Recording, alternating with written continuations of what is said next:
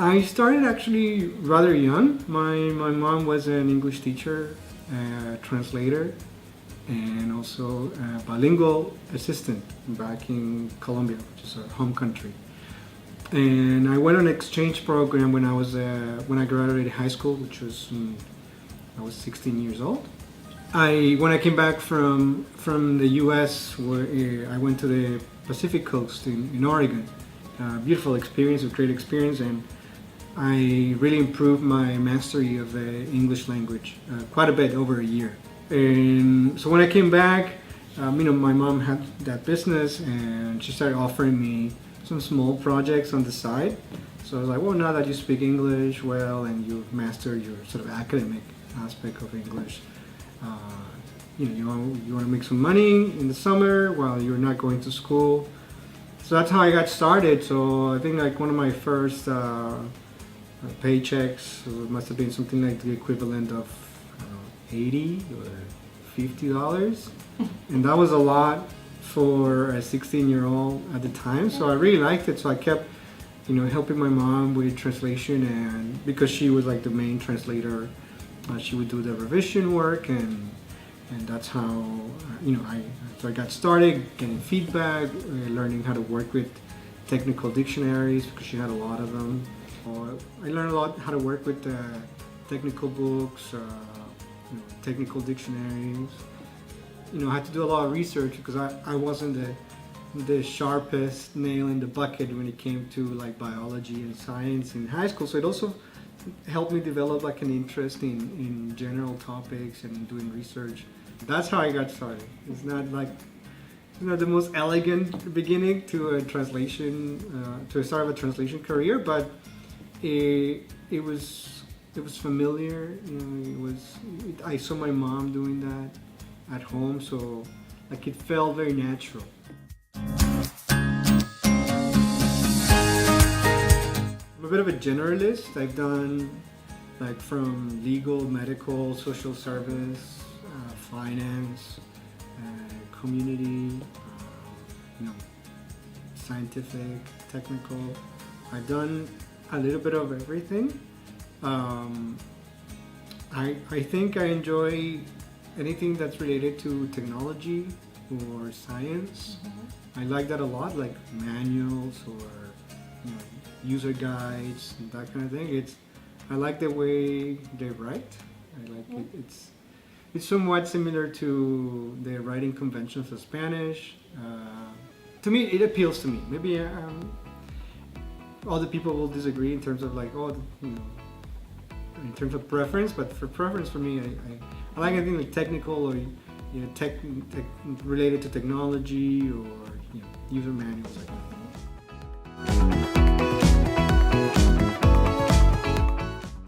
I think I'm really passionate about the research.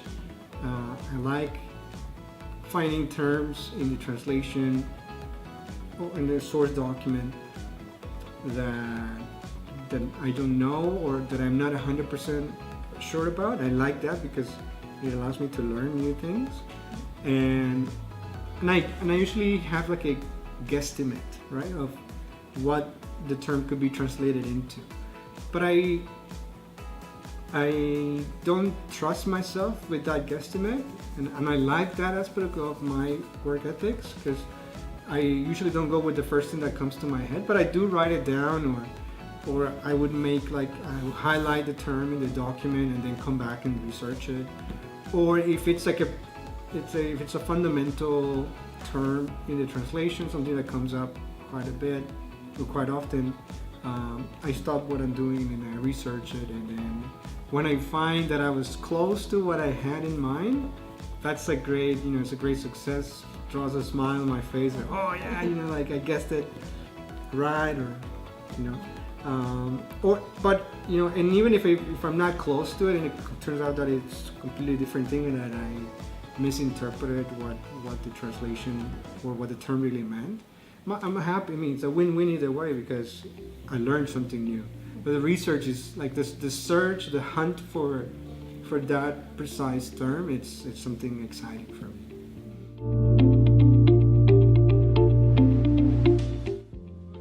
I'm a very visual learner. So reading about something sometimes is not enough for me. I need to see pictures, diagrams, or videos. YouTube has tons of videos, and it really helps in terms of context. It helps a lot to go to YouTube and find a video, like get a general idea of how the subject matter, or what the subject matter is about, right? Some are easier than others. Like this one is a very easy one. Like e-readers, they're so pervasive nowadays that it's easy to find materials on it.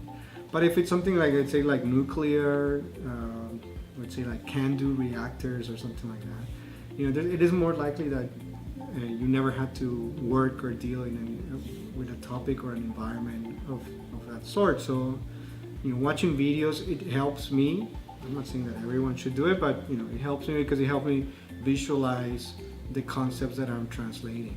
And I usually try to find them in both languages to see if there's any terminology that is borrowed from one or to the other, or how they say it here and how they say it there. Or also like finding, so I try to find similar technologies from like leading brands or like leading companies that usually translate their documents into multiple languages.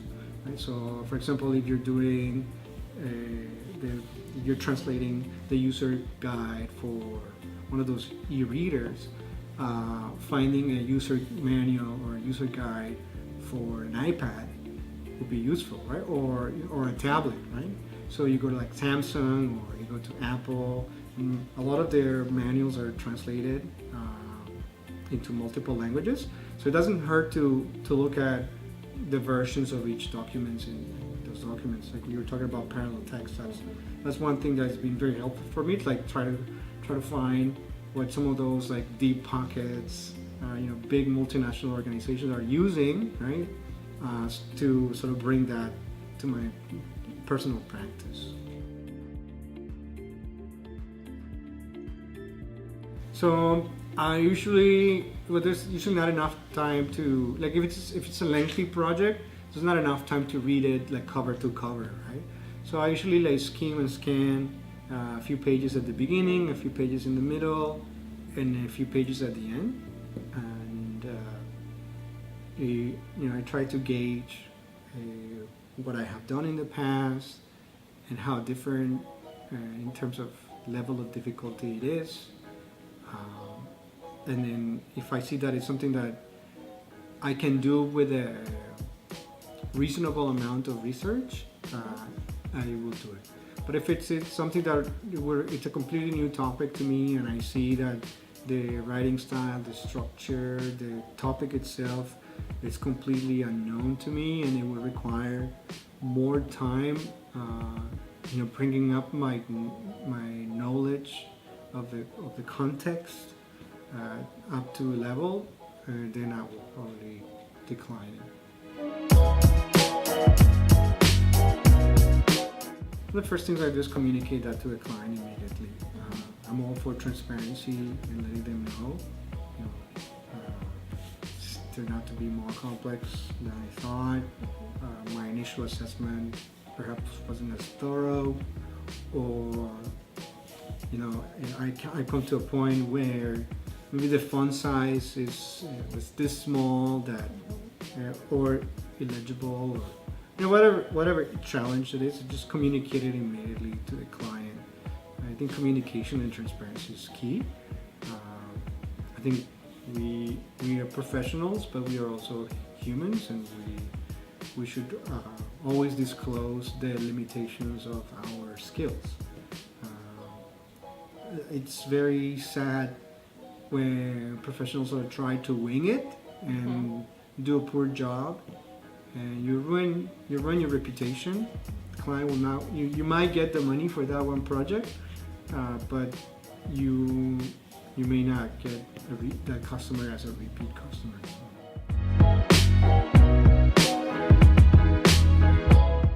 when I worked in Colombia, I did mostly projects into Spanish. But now that I am in Canada, I do a bit of both, into English and into Spanish. I'm capable of doing both, but I am more cautious when I translate into English. When something doesn't sound as idiomatic and as natural to me, I try to do more research. I try, for example, Google has this search function that you use quotation marks to find the exact combination of words. So if it's like a sentence or a phrase that I'm not sure about, I try to search it in quotation marks to see if there are other, other documents that have used a similar combination of words or grammar structure.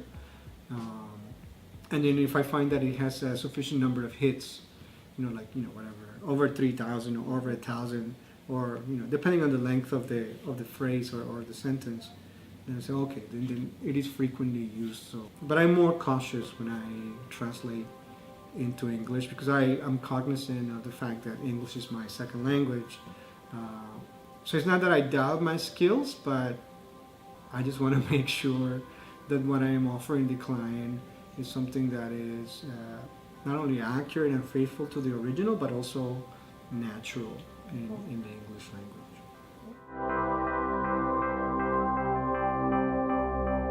So I use WordFast as a machine translation or productivity tool, and that is usually I use it in combination with the Google APIs.